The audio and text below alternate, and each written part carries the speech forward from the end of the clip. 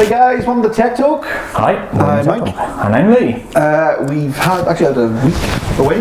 Were we supposed to film last week? Yeah, it's going to be up a week later than usual.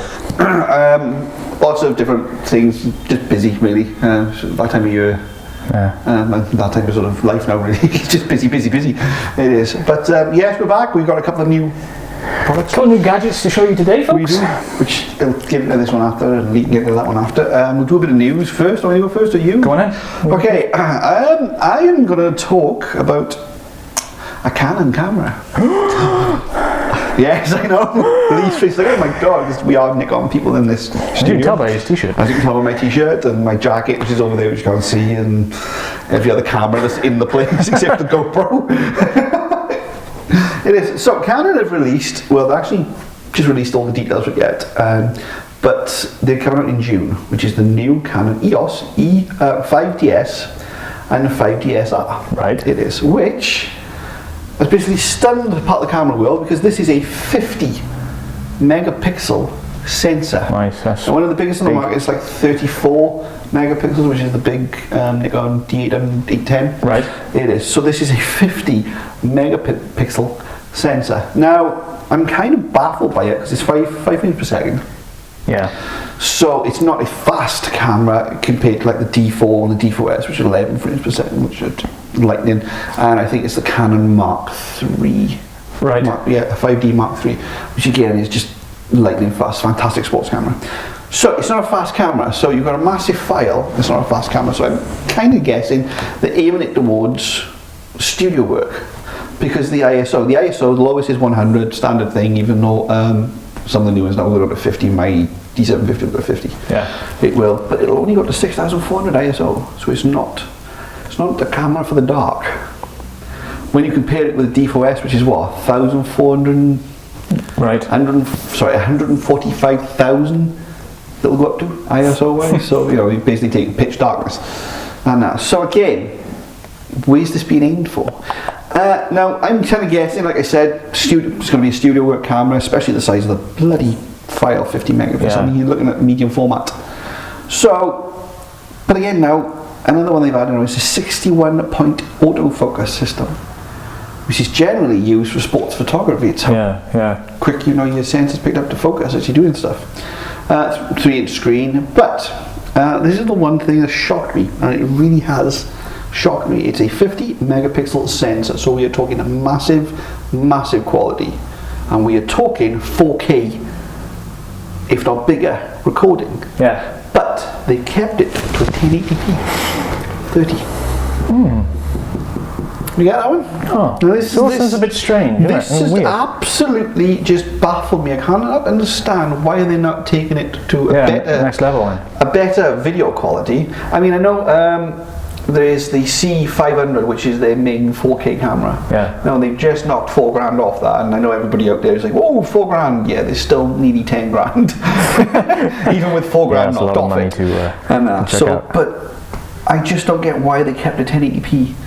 When with that sensor they could have easily a 4K video setup on it. Another thing is they've removed the headphone socket, because they used to come with a mic socket and a headphone socket, which is fantastic on DSLRs.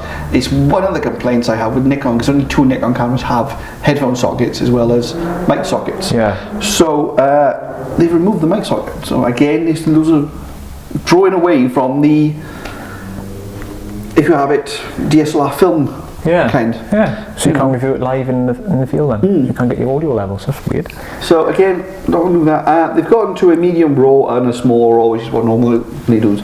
But one of the biggest things again is medium RAW. They crop it 30 megapixels cropped. Small RAW with 19 megapixels cropped, which is still a fair size file, even as a cropped file. But I am just absolutely baffled as to what this camera is for. Is it for wedding photography? Well, no. The 50 megapixel file would be too big, and you'd have to walk around with some sort of hard drive in your pocket, constantly running on this camera. Yeah. Because I do weddings, and you shoot 2 of us, 1,000 each, easy. So that's 2,000 photos, and then you scroll through them and cut them down and everything, you know, as you do. So I wouldn't want 1,000 photos on a 50 megapixel sensor, because what's the biggest card you can buy these days? I think there's a 500 gig one that SanDisk do, which is really bloody expensive. But yeah, and so it's not a wedding photographer's camera. It's not a sports photographer's camera because with a 5 frames per second, it's not fast enough. Quality's there, obviously, but it's just not fast enough. Low ISO again, so it's not one for the dark. So you obviously turn to studio. So why the 61-point autofocus? Unless you're like doing a dance studio and constantly taking photographs of people dancing or a single person dancing. And so this one has actually baffled me. This comes out in June, and we are talking. What we've heard is $4,500 a piece. So you won't be seeing it on Tech Talk anytime soon. So you won't be seeing it on Tech Talk anytime soon. So if I'm going to spend $4,500 on a camera, it's going to be a D4S or something. It is. But yeah, I am just absolutely bemused by this. I am. The difference, because you will ask out there, or we'll probably get somebody on your Facebook page ask us, what's the difference between the 5DS and the 5DSR? One has an optical filter taken away, which helps in the dark or something. I actually don't know. Nikon did the same with the. Actually, you probably remember the D800, and then the D800E came out, and it was just a filter that was taken off. Why they just didn't take it off in the first place and sell it as that, I don't know. But that's the way it goes. But I am just absolutely gobsmacked as to what this camera is for. I mean, don't get me wrong, okay, the megapixel chase, which was always a big thing, especially when the first DSLRs came out, was always a big race, you know, who's going to get the biggest megapixels.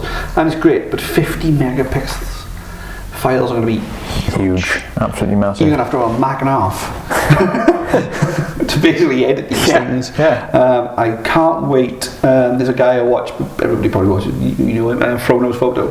Now, he is definitely trying to get hold of one of these just to try it. One of the coolest things he does is actually put a file on his website that you can download, and he leaves the raw file from the camera on there so you can put it yourself into Lightroom and have a go. So that I'm intrigued by, because I think that'll be a good little segment to see how big record it. This file's going to be, because I'm thinking, oh my god, this is just going to dwarf everything. I mean, I've used medium format cameras. I've used 35 grams with a Hasselblad, and we use Phase 1, which is a program a bit like Photoshop. Right. It is basically you plug the camera directly into your laptop. You take your photograph in the studio and it goes straight to your laptop because of the size of a medium format file. Huge files. I mean, we're talking 4 or 5 gig photo, some of them massive files they are. So yeah, I'm just really, I mean, the Hasselblad we use is like, I think it's a 58.9 megapixels. So this isn't that far from a medium format, so it'll be fun. Like I'm just intrigued to try my hands on one of these. Coming June, I'm going to be out of uni, so if they have one in, I can't. But I will be trying to make some phone calls just to see if I can play with one of these. Hire one or something, just rent one for the day. Because I just got to test this frigging sharpness of these images. They're going to be immense. Yeah. So yeah, but that's my sort of confusing one today. I'm just baffled by this story. It's absolutely. Because it was all the big hype. It's like, oh, they bring out a 50 megapixel camera, and then everybody was like, no, hang on a minute. They put all these heads on it. What does it do? What's it for? Yeah, what does it do? Yeah, what's the whole point of this? I mean, I can't see it, but if you say it's 5 frames per second, if it was faster than that, if it was 11 frames per second, yes, it would be a good sports camera, but I can't see a sports camera doing it that quickly with that large a frame. You know, you're going to fry your camera. Pretty much. Steam coming out of it. Nah, but there you go. So that's my story. Okay. It is. And what have you got? Right, yeah, basically it's going to be a preview of this, which I haven't had time to test it yet. It's the Video Mic Go from Rode. And you can see it here, and we'll cut to a few close-up pictures of it later on. Basically, it attaches to either your DSLR, shown on the back there, or on a GoPro camera via a special mount, which I haven't figured out what kind of mount that is yet. I've seen a screenshot of it. This is like this weird thing, but yeah, it's a directional microphone. It requires no battery. It has the shock mounting on it, which means it can bounce around a fair bit, and it says in the book that it isn't going to snap or break or anything. We'll give it a try. And we'll put that to the test, definitely. We'll give it a try. But it's got a 3.5mm mini jack output, which is standard for microphones, and I'm currently mic'd up with the extension lead which allows you to... leave it. Yeah. That's pretty good, because most microphones you just don't get anything. It's got a cold shoe mount with a 3/8 inch thread. Standard thread, yeah. Standard thread, and it's got a 2-year warranty on it. So anything goes wrong, you can... yell at road. You shouldn't have to really. You do have to get that extra, which is the dead cat. It's a windsock. Yeah, to keep out, extra noise and all that kind of business. I don't think they call them windsock. Window. Something like that, yeah. So if you're filming outdoors in a windy location, like the top Blaenhaven. When you get... Yeah.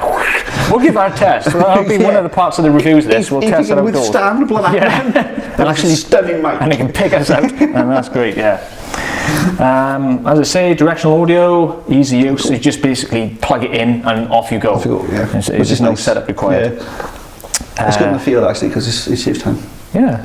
And it's just powered by your camera, so there's no batteries. It makes a change, because I think we've got a couple of little shotgun mics that we've used over the years while filming, and all of them have come with AA batteries. Yeah. Which is never a good sign when your microphone needs a battery.